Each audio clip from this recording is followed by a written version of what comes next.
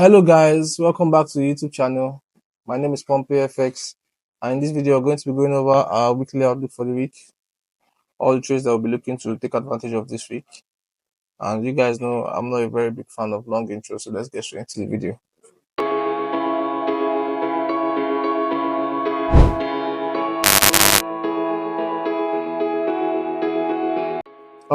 First off, last week I took just one trade.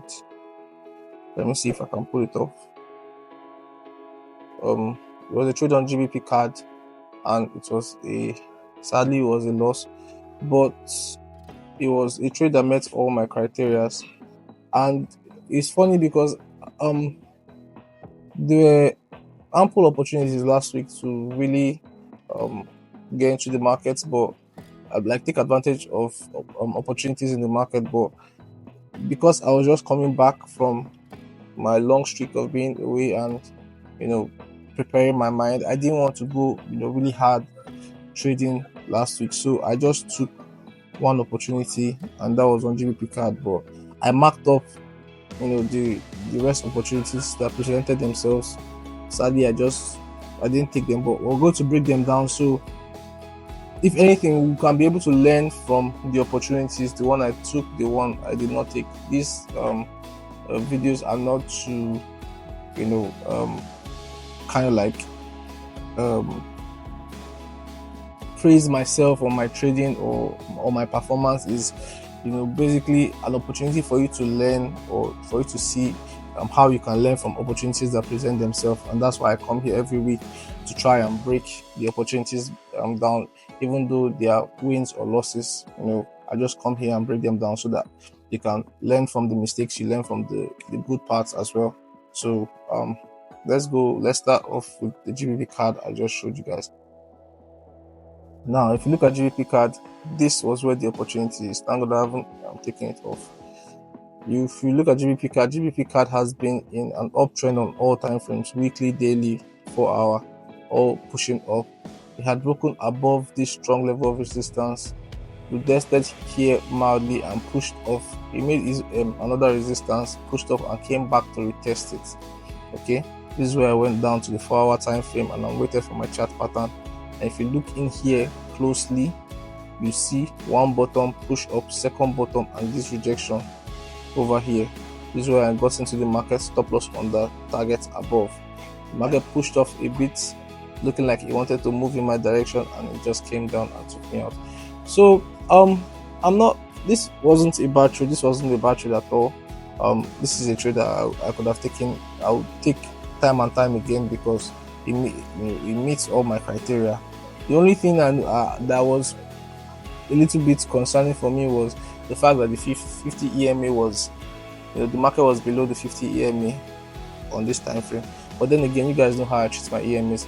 They're not really like a big component of my trading. I just use them for added confidence. But aside from that, all the criteria that I would have needed to see to get involved with the trade, I saw them.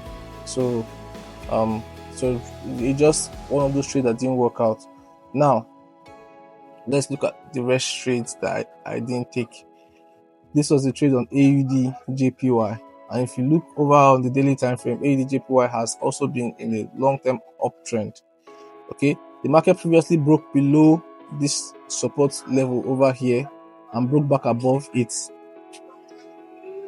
After I broke back above it, it came back and it gave me a double bottom. I saw this, I think this was on Monday. Yes, exactly. It was on Monday. I saw this early on Monday morning. I was like, this is really an opportunity, but I didn't want to rush into the market on Monday morning after taking all that time off. That was one. And two, I had this alert over here, and I wanted the market to pull back into this level before I get in. I got in. So as the market never came back to this level, I just staying out of the market is better than taking a loss. Although it met all my criteria, the chart pattern was there. We were in an uptrend. It had pulled back to an area of value, and all that good stuff. But I didn't take it. So yeah, this week we'll be waiting we'll be looking to see if the market can pull back into this level. You can see I already have my alert here to see if you can catch an opportunity on AUD JPY. Euro USD. Euro USD is one that I feel kind of bad that I didn't take, but I was already in the NZD, in the GBP card trade, and I was eyeballing Euro USD for a while. I was thinking that this was going to be a double top formation over here, but if you look at the time, it didn't form within the session, and it came here on Thursday. I put this long short 2 over here because this was a trade that I've been eyeballing this trade for weeks, and it finally happened because all the other time frames had been, they have shifted from being bullish to bearish. But as I was already in the GBP card trade, I didn't want to really put so much risk. I didn't want to go heavy last week, so I didn't want to risk so much, just because I'm getting back. But yeah, it was a beautiful opportunity. The double top wasn't the cleanest, but it was definitely one that I saw and one that I was really interested in, but I didn't take the trade. Okay, now let's still break it down like we always do. The market was moving in an uptrend, higher, high, low, higher, high, higher, low, higher, high.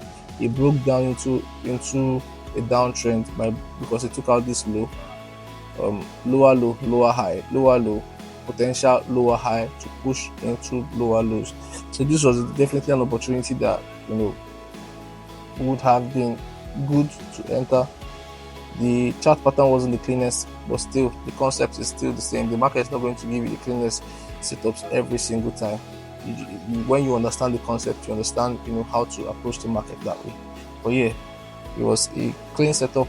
I didn't take advantage of this, sadly. So let's move on. Euro NZD was another one. It was in a downtrend. I also marked this one out. If you look, higher low, higher high, higher low, higher high, lower low, lower high, lower low, lower high. I think I caught one trade here. I caught this trade, this one here. Lower high, lower low, lower high, lower low, and this is the potential lower high point. And if you look over at the 4-hour time frame, you can see left head, right shoulder. Okay, but I was only interested in taking one trade, which was the GBP card. Sadly, it was a loss, and these other two were profitable. But yeah, it was my plan, and as long as I did what I wanted to do according to my plan, I can't feel bad for it. But it just feels good because I took a really huge beating on my psychology, as regards my strategy and everything. But seeing that these trades also still played out, it just goes to say that there's absolutely nothing wrong with the strategy, and that I can just keep focusing on my trading, and it basically helps my psychology. Okay, so let's go over the trades that we have for this week. AUD NZD. AUD NZD, I'm bearish on AUD NZD. I've been bearish on AUD NZD. If you remember, I think last week or last 2 weeks, after this break, I told you I was anticipating a pullback into this level and rejections for shorts. But the market pulled back, but it never gave us our entry confirmations. I think you see this was by 10 p.m. So it never gave us our entry confirmations in our session. So I stayed off. But now the market is back into this area of value. Right here, the market is moving sideways on the 4-hour time frame. I want to see either a break of this minor consolidation and a chart pattern, or the market this week will come and make sort of like a lower low and pull back. Then I'll look for my chart patterns to go short. That nonetheless, I'm short on AUD NZD, and I'll be looking for opportunities to take this market to the downside next week. Okay, this is a high low, higher high, lower low, or lower high, lower low, back to this area of value. So if I can get my confirmations here, I'll be looking for short all the way back down. I think this pair is bullish on the weekly time frame. Let me confirm. Um, yeah, it's sort of bullish on the weekly time frame, but the daily and the 4 hour time frame are going in the same direction. So I'll just be looking for rejections here to take this market to the downside. Moving on to the next pair, NZD-CHF. NZD-CHF, I'm also bearish on NZD-CHF. On the weekly time frame, this is quite a dicey one, because on the weekly time frame, the market has broken above this consolidation, has pulled back and given us a strong hammer candle. So this could indicate further push to the upside. However, on the daily time frame, the market broke out of this level, came back. Instead of retesting and rejecting it over here, it broke below, and coming back, it has made a high, low, higher high, lower low, lower high, lower low, lower high, lower low. So the market will give me a chart pattern in this region. I'll be looking to go short from here to take this market to the downside. However, I'm not going to be doing anything until I see adequate confirmations in this area. If the market decides to push back up,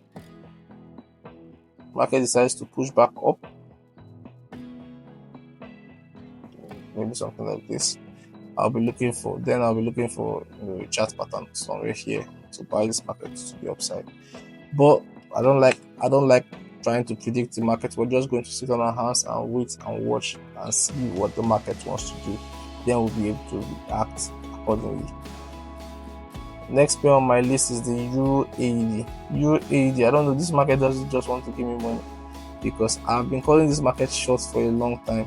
I tried to take this market short over here, and the market stopped me out before coming here.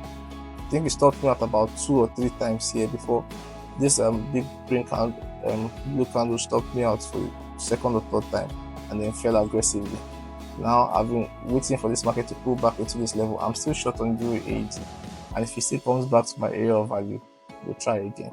So I'm short on Euro AED, and I'm waiting for the market to come back into the area of value, which is marked here. I have my alert set and everything to go short on this pair. Eurocard, same story. Eurocard broke below this support level, and I was anticipating the market would pull back to look for short. The market, it did a shallow pullback. It didn't really get into the level that I was waiting for it to get to take action, but the market dropped aggressively. Coming into this week, if the market could pull back into this level, I'll be looking to see if we can take shorts from this level. That's the only scenario where I see myself getting involved in Eurocard. GBP USD. GBP USD has finally broken below this support, and it has closed below. So this week, I'm going to be anticipating that GBP USD pushes up a bit into this level, and I'll be looking for shorts to the downside. I'm bearish on GBP USD. USD CHF. USD CHF. I was bearish on USD CHF. I was anticipating that this market was going to, I still have my drawing here, push into this level and go short, but the market just made a shallow pullback and fell. So coming to this week, the dollar is looking quite strong. So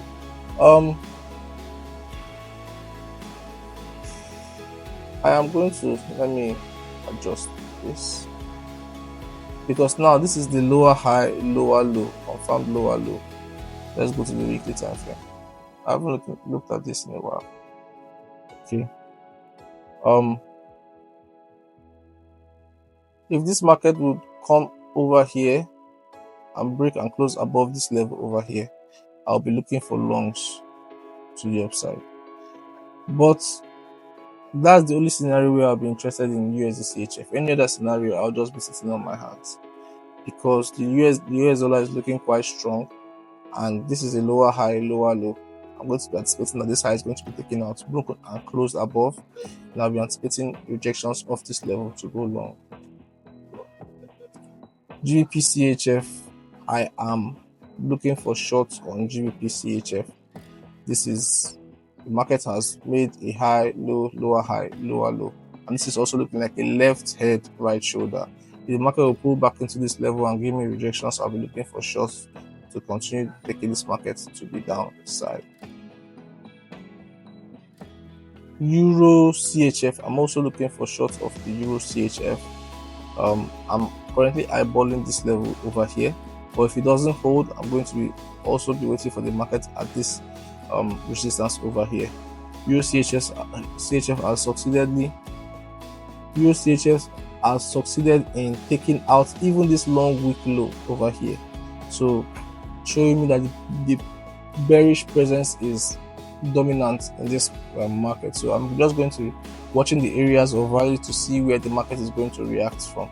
So I'm bearish on Euro CHF. AED CHF, well, I'm bearish on AED CHF as well, but it's not looking the cleanest. If you AED CHF, this is higher low, higher high, lower low, lower high, lower low. Honestly, AED CHF, of all the CHF pairs, AED CHF is the one I would be interested in trading the least, because the price action is not really as clean as Euro CHF and GBP CHF. I'm still short, but if I see, I'll be looking at GBP CHF and AED CHF and Euro CHF for opportunities more than I'll be looking into AED CHF. But if I'm just trying to give you guys my analysis for AED CHF, it has broken into a downward trend. So if the market will come anywhere in this region over here,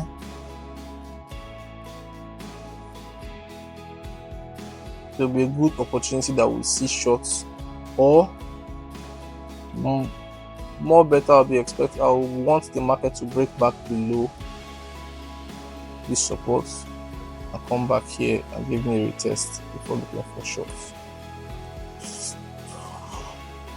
CAD CHF and AED CHF are pretty much in like the same spot. The market is either going to come up and react from this previous resistance and hopefully turns into support, or better still, I'll be expecting the market to break below this support, retest it and reject. This should be the better scenario for me.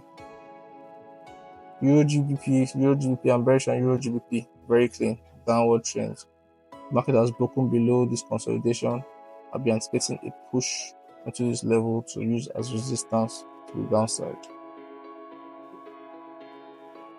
NZD-JPY has just cleared this resistance, which it has been holding in consolidation for a while. So right now we're expecting a pullback to use it as support, resistance turn support, to continue the uptrend. The yen pairs have been in a strong uptrend for a long time now, so I'll just be anticipating a pullback to join the move in one of the bus stops, if I might call it that myself.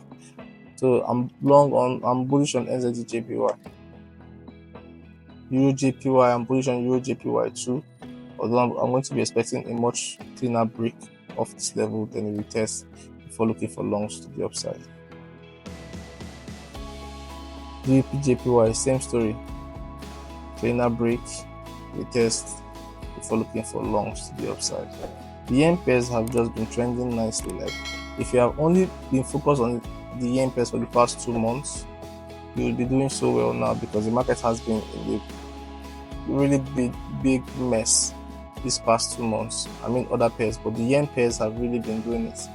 So yeah, I'm bullish on GBP-JPY and I'll keep my eye on that. USD-CHF, same story. And USD-CHF has given me a convincing break. Any pullback into this level, I'll be looking for longs to the upside. CAD-JPY also, maybe one more push before pullback and continuation to the upside. But I'm bullish on CAD-JPY. I think that's all the pairs I have for the FX process. Let's go over to the indices market. Let's go over to the indices market and see what we have. SPX 500. This market has pushed aggressively to the upside. You guys know I'm a pullback trader. I'm not going to be interested in this market until it makes a deep pullback, either to this level or to this level. So I'm bullish on this pair, but I need a pullback. And with this kind of push, the pullback could consume all the time we have during the week. This pair might not be ready until like a week from now or even more, unless the market will make a shallow pullback and break above the highs, and then you can look for more opportunities that way. But for my style of trading, I always wait for a pullback, and this market has made an aggressive push, and I feel like it's going to, if it wants to really make a pullback, it could take a week or close to a week or even more. So that will be my plan, but I don't see myself, I don't think there'll be an opportunity for that in this coming week that we're entering. Maybe a week from now, we'll begin to get those opportunities. NAS 100, same thing. Anticipating a pull back into this level before they push up. US oil has managed to break and close above this resistance level. So now I'm flipping my bias from being bearish to being bullish, because let's look at the weekly time frame. The weekly time frame, if you look at it in all honesty, I can't see lower low. Okay, potential lower high. The weekly time frame is a mess, but the daily time frame, structurally high, low, lower, high, lower, low, lower, high, lower, low, higher, high. I'll be looking for longs if the market moves into this region. You guys know I don't trade the oil or the indices, but if I wanted to, this would be an opportunity to look for longs to the upside for oil. If you trade oil, consider looking for longs, because the downward structure has now been violated, and now we are approaching a level of resistance, and we are anticipating that it's going to be turned to support. So I'll be looking for longs of this support or resistance from support. US 30 has just been a mess. See why I told you guys I've not been interested in US 30. And since I said that, just look at, no, I think it was after this. There was an opportunity here. No pullback to join the move. He ranged for this long. He has pushed up. Okay, I think I can confidently say that if US 30 is able to pull back into this level, then there may be opportunities for long to the upside, because it's bearish. Only that is like in a choppy bearish market, which I still do not like. So if US 30 is able to pull back into this level, it's not the cleanest level, but if I had to trade it, like if a gun was pointed to my head, this would be my plan. Me, now that the gun is not pointed to my head, I'm definitely going to be focusing more on NZD, on the NAS and SPX. But if I absolutely had to, I'm going to be waiting for longs when the market pulls back into this level. I think that's all for the indices. Let me look at Bitcoin. I told you guys last week, I think I predicted this to perfection. I told you guys that this was a double top. The market has broken below the double top. Now the drawing is still here. I haven't touched anything. I'm anticipating the market to test here and come to this level. Look at where exactly the market is, and look at the reaction it's getting from this level, to show you that the levels I pointed out here from last week, I pointed out with pinpoint accuracy.